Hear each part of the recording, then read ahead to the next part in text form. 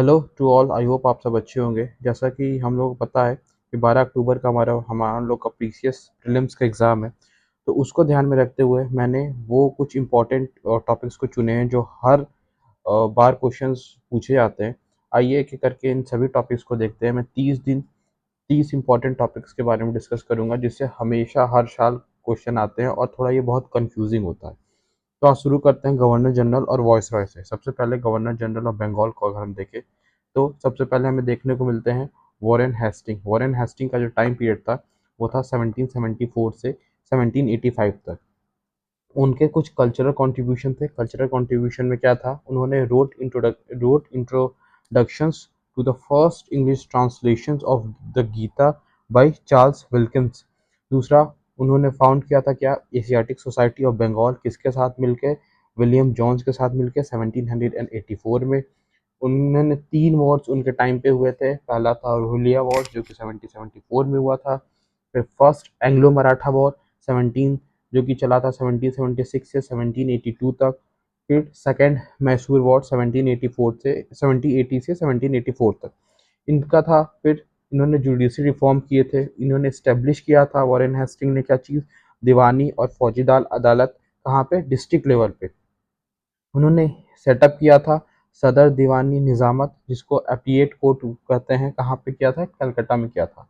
और इन्होंने रीडिफाइन किया था हिंदू मुस्लिम लॉ को। इतनी चीज़ें थी वॉरेन हेस्टिंग के टाइम, जो भी चीज़ें हुई। तो ऐसे जो माइंड मैप के थ्रू अगर हम पढ़ेंगे तो चीज़ें हमें याद रहेंगी। ये अपने अगले गवर्नर जनरल चलते हैं, जो कि थे लॉर्ड कॉर्नवालिस। लॉर्ड कॉर्नवालिस का टेन्योर जो था वो था 1786 से 1793 तक। उन्होंने कुछ एडमिनिस्ट्रेटिव रिफॉर्म्स किए थे। अगर हम एडमिनिस्ट्रेटिव रिफॉर्म्स की बात करें तो लॉर्ड कॉर्नवालिस ने इंट्रोड्यूस किया था परमानेंट सेटलमेंट इन बंगाल में 1793 में। और इन्होंने क्या किया, पहला कोडिफाई लॉ लाया 1793 में, जिसमें कि सेपरेट किया गया था किसको, रेवेन्यू और जस्टिस एडमिनिस्ट्रेशन को। लॉर्ड कॉर्नवालिस ने और क्या किया था, क्रिएट किया था डिस्ट्रिक्ट जज पोस्ट को। और इनको बोला जाता है फादर ऑफ सिविल सर्वेंट। इनके टाइम पे इंपॉर्टेंट वॉर हुए थे। कौन से वॉर हुए थे, थर्ड एंग्लो मैसूर वॉर जो कि 1792 में हुआ था, जिसमें कि टीपू सुल्तान जो थे वो हारे थे। इन्हीं के टाइम पे हुआ था ट्रीटी ऑफ श्रीरंगपट्टनम। इन्हीं के टाइम पे ये ट्रीटी हुई थी।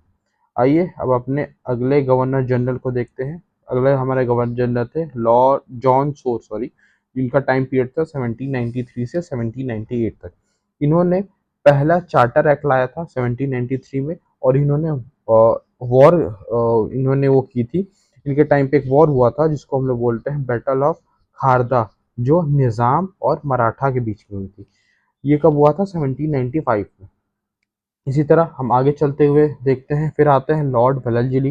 लॉर्ड वेलंजली का जो टेन्योर था वो 1798 से 1805 तक था। इनके कुछ पॉलिटिकल इन्होंने स्ट्रेटजीज थी, उनको देखते हैं।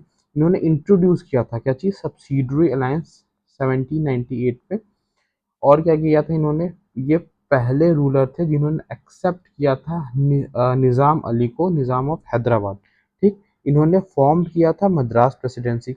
ये इनके 3 इम्पॉर्टेंट पॉलिटिकल स्ट्रेटजीज थी। इन्होंने कुछ वॉर भी इनके टाइम पे हुए। कौन कौन से हुए थे, फोर्थ एंग्लो मैसूर वॉर जो कि 1799 में हुए थे, जिसमें कि हराया गया था किसको, टीपू सुल्तान, जिसमें डेथ हुई थी टीपू सुल्तान की।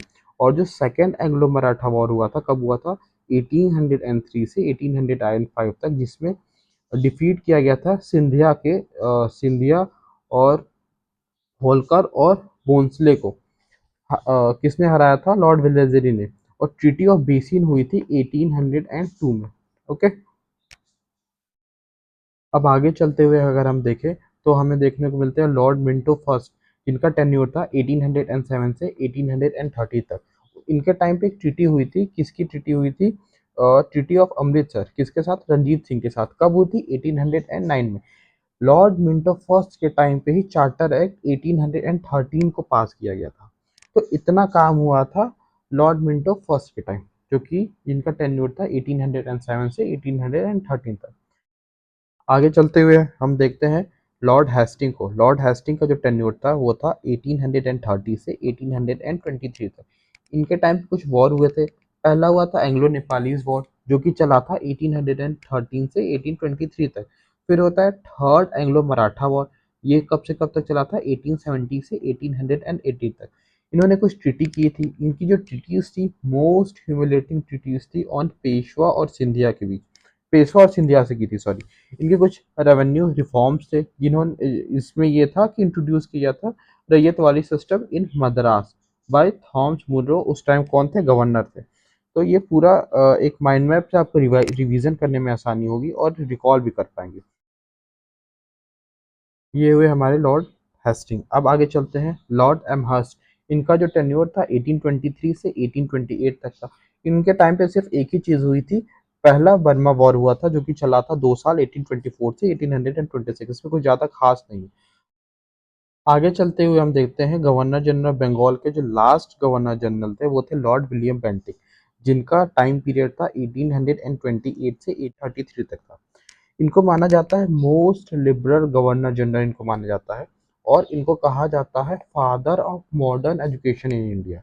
इन्होंने अबॉलिश को सती सॉरी अबॉलिश किया सती को 1829 में। इन्होंने एनेक्सेशन किया कहाँ, मैसूर में 1831 में। इनकी फ्रेंडशिप ट्रीटी हुई थी किसके साथ, रणजीत सिंह के साथ 1831 में। आई होप ये माइंड मैप आपको समझ में आया होगा, चीज़ें याद करने में आसानी होंगी। अगर ये आपको अच्छा लगा है तो प्लीज़ चैनल को लाइक करिएगा, शेयर करिएगा, और थैंक यू सो मच।